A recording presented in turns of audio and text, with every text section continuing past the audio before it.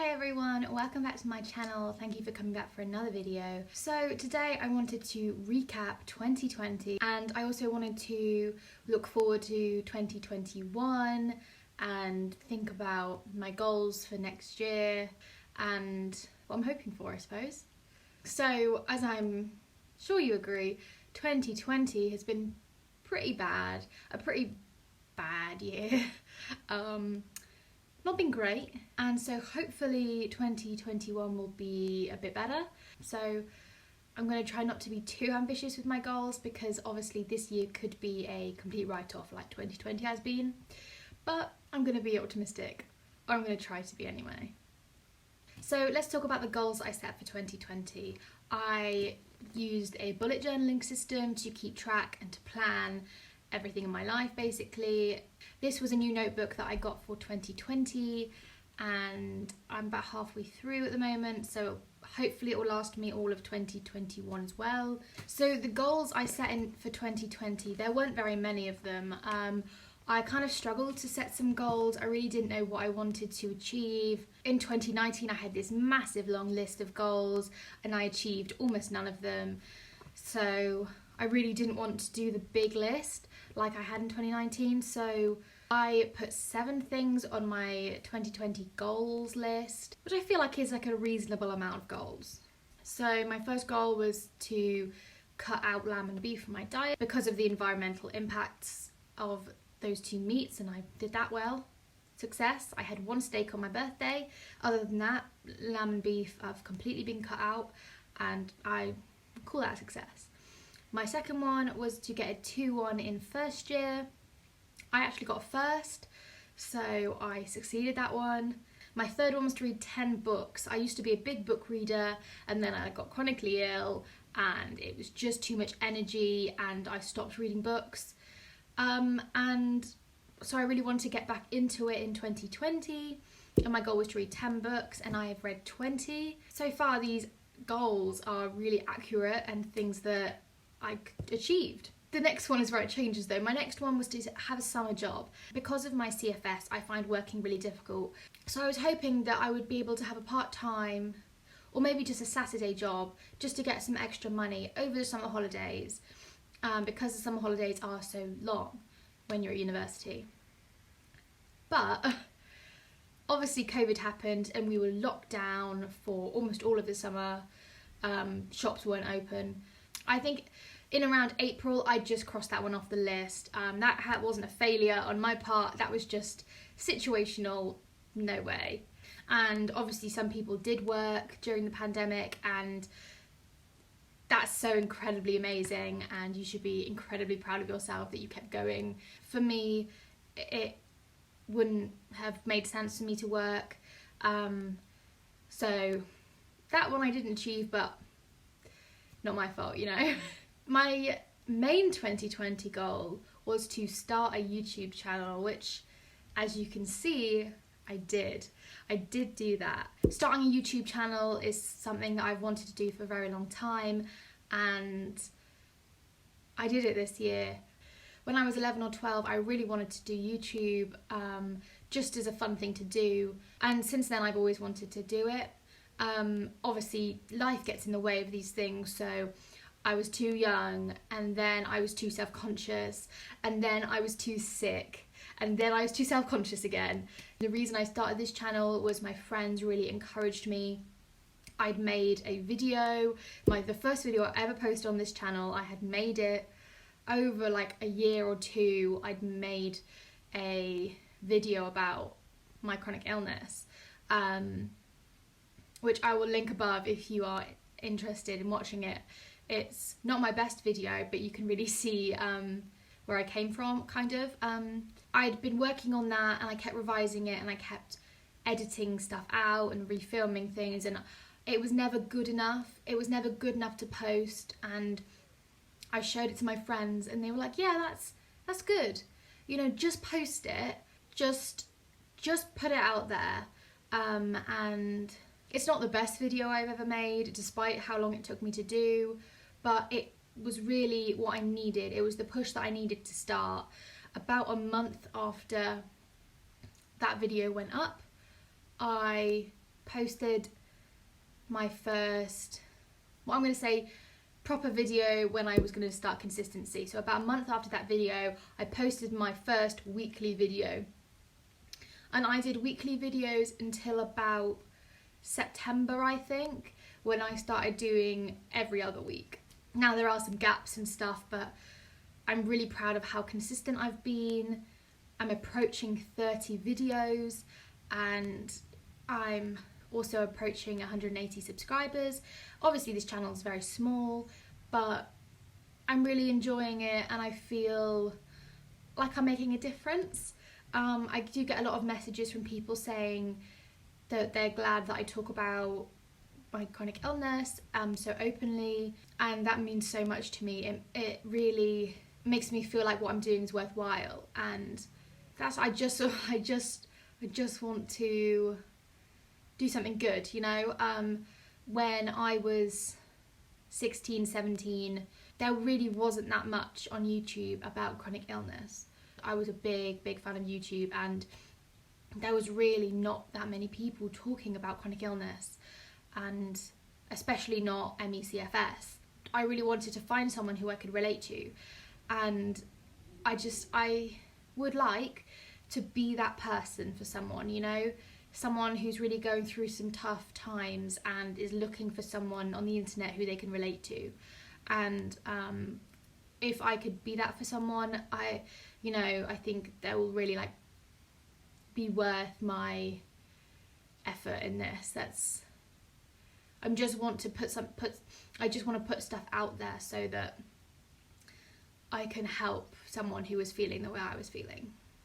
So talking of YouTube goals, my goals also included getting 100 subscribers, which I did. I hit 100 subscribers in September, I think, and that was a really big milestone for me. It's obviously still a very small milestone, but to have 100 people who value the things I'm saying is really great. I really appreciate all of you, and now we're closer to 200, which the fact that it's still growing, even though I've stopped posting as regularly, I'm now only posting every other week, because I'm at uni full time and every week is just too much for me.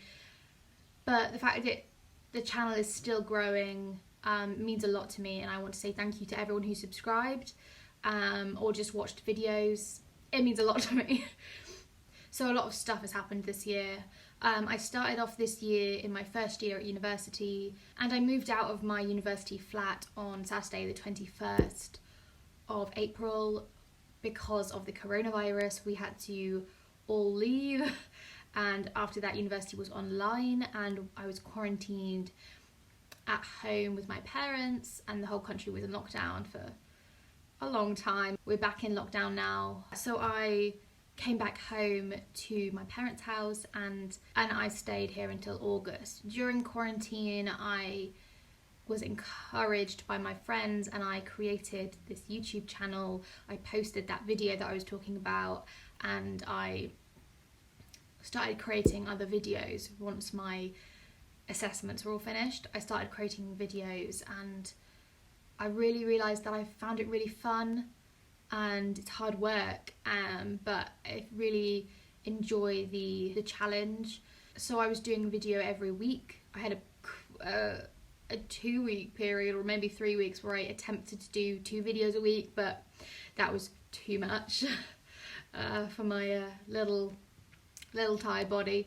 That was too much, so I had to go back down to 1 video a week. For me, the main features of 2020 were quarantine and lockdown and the coronavirus and online university, and also starting my YouTube channel. Those were the 2 main things that happened this year. I also turned 22 and I put pink and purple streaks in my hair at the front, which is pretty faded out now. But that's it. Like, this year has both dragged and also flown by. This year's nearly done, and it's so weird. It's so surprising. Because it just felt like it was never going to end. Here we are hoping for a better 2021. Okay, so let's talk about my successes for 2020. In my bullet journal, I keep track of everything I count as a success in a year. So I have a page dedicated to everything that I am proud of for that year. So this is my 2020 page for my successes, and it's quite heavily YouTube, Instagram themed, just because not much has happened this year. Things that I normally would put on my successes list would include going places, seeing people, going to events, not having a panic attack in this place, you know, trying new things and succeeding, or at least managing to go through with it, all of those kind of things I would put on my list. Whereas this year, I mostly just stayed at home. There wasn't much going on, so all of my successes are university or YouTube based. Not really health based, not really chronic illness based, because I've just been working on maintaining, and there hasn't really been any improvements over the last year for my health. If anything, my anxiety has gotten significantly worse, so not written on the successes page. And I don't keep track of the bad stuff because it's not helpful. That's, on a bad day, or when I feel like I never achieve anything, I like to go back to the successes pages and just read what I have achieved in the last year, or what I thought was an achievement 2 years ago, and how much I've improved. I find them really helpful, and I would totally recommend doing a successes page if you struggle to remember the good things that go on in your life. If you struggle to be proud of yourself for the little successes. And this success page doesn't have to be big things. Anything little that you think, oh, I did that, well done me. Put it down there, because sometimes you just need that appreciation for yourself that you did it. So let's talk about some of the things that I have on my list. So they're quite heavily YouTube related. So I have all the subscriber milestones from 10 and to 100. I haven't put 150 on there, but I should. There's just a little space for me to put 150 in there, and we've passed that now, so I can pop that in. I haven't got a pen though. Oh no, I do.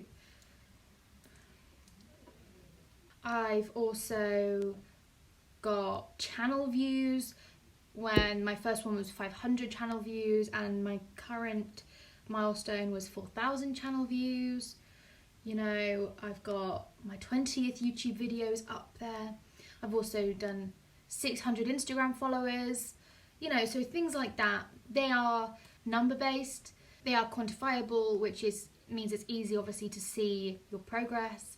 But they're not the be all and end all. They're not the most important things, but they just kind of help me feel like I am making progress. And sometimes sort of that progress is really slow, and you think, oh well, I haven't really gained anything this year, I haven't really achieved anything. But at the start of this year, I didn't have a YouTube channel, any subscribers. I was on 200 something. Instagram followers are all people I knew. So a big thing is, stuff has changed. I've also got some university related things there. So I got a first in my first year at university, which is shocking to me, but I was so excited, so proud of myself. There was a time where I didn't think that I would be able to ever go to university, because I just didn't think I would be well enough. And then once I got in, I was worried that I wasn't going to be able to keep up and do well. But I got a first in first year. So writing these things down just really helps you helps me to realise that my mind's quite often wrong about things, and it thinks that I can't do stuff. And I can do stuff, because I've written it down. I've written down all the stuff I did. Another really important thing that I did this year was I got a walking stick, and I've got a video all about it, and I'll link it above.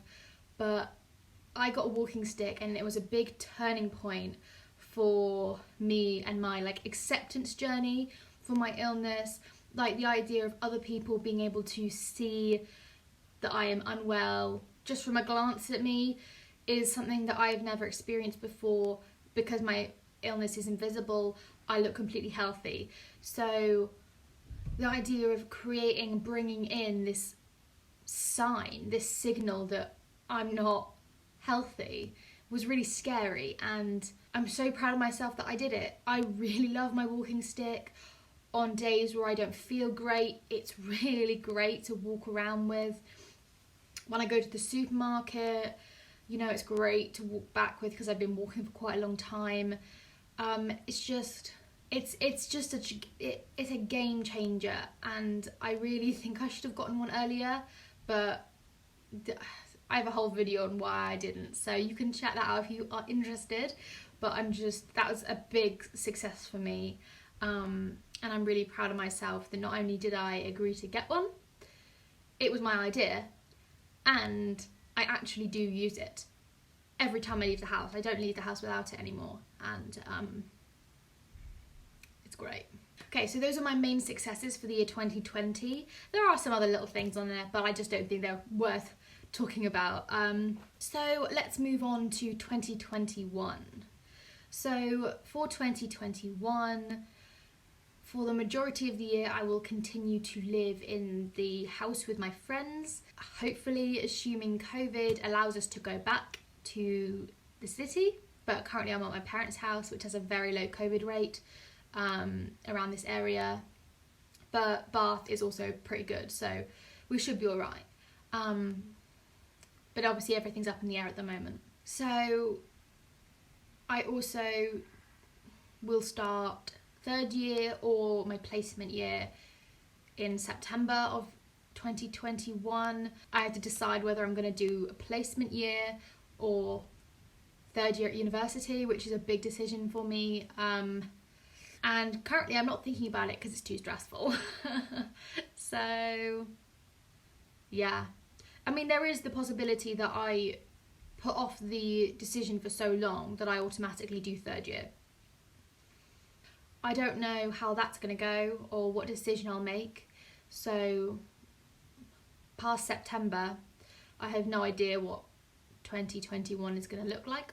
Other things in 21 are I am going to be carrying on with my YouTube channel, and my goals for my YouTube channel include I would like to hit 1,000 subscribers. I almost said 100. I've already hit 100. I'm nearly at 200 and I am aiming for 1,000 subscribers by the end of 21, which I don't know if that's too ambitious or if that's achievable. YouTube is pretty new to me, so I don't know whether that's a realistic goal, but that is my goal, and I think I can definitely get a good proportion of that, whether I can't actually achieve that goal, but I can definitely move towards it. So that's 800 more, well, it's more than 800, over 800 more subscribers I need by the end of 21. Well, not need, but would like. So if you haven't subscribed already, help a girl out. So I'm also hoping to reach 2,000 followers on Instagram.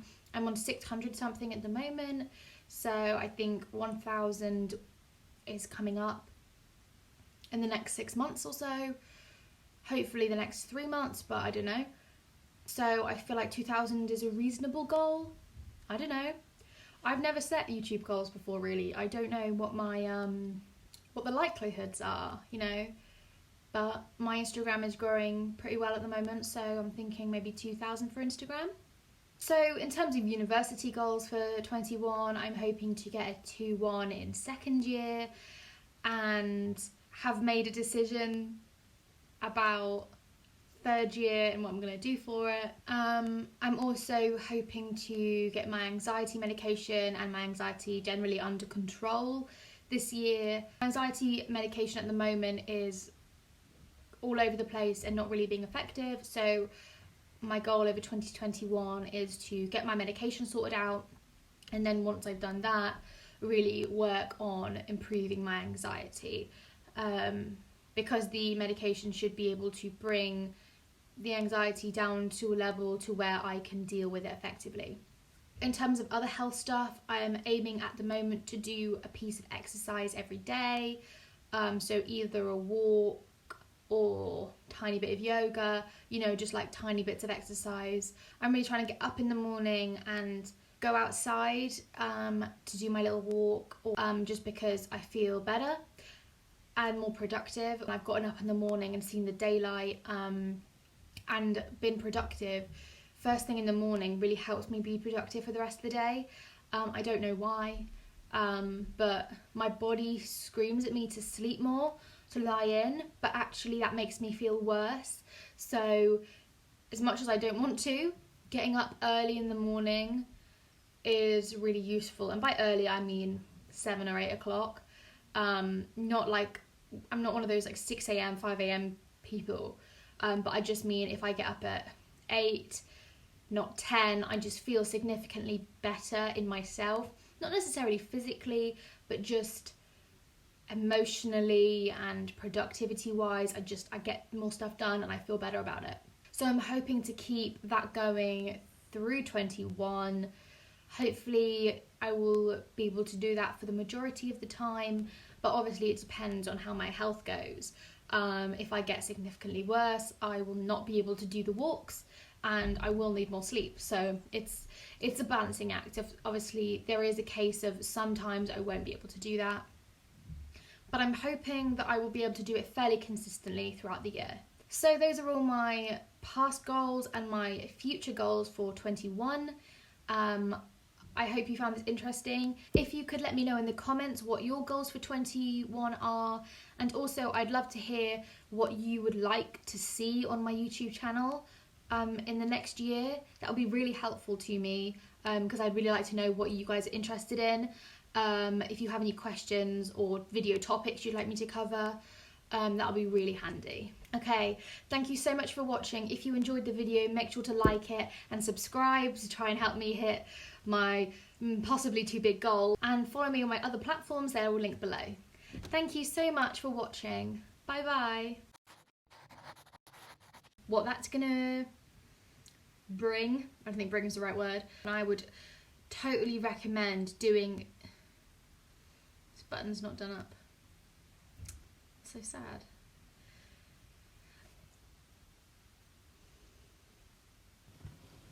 Oh, my foot is asleep. Oh, there's a hole in my sock. So this is a new book. This is a new notebook. This is a new no. And comment. I've already said that. You see that I'm sat on like a pile of cushions.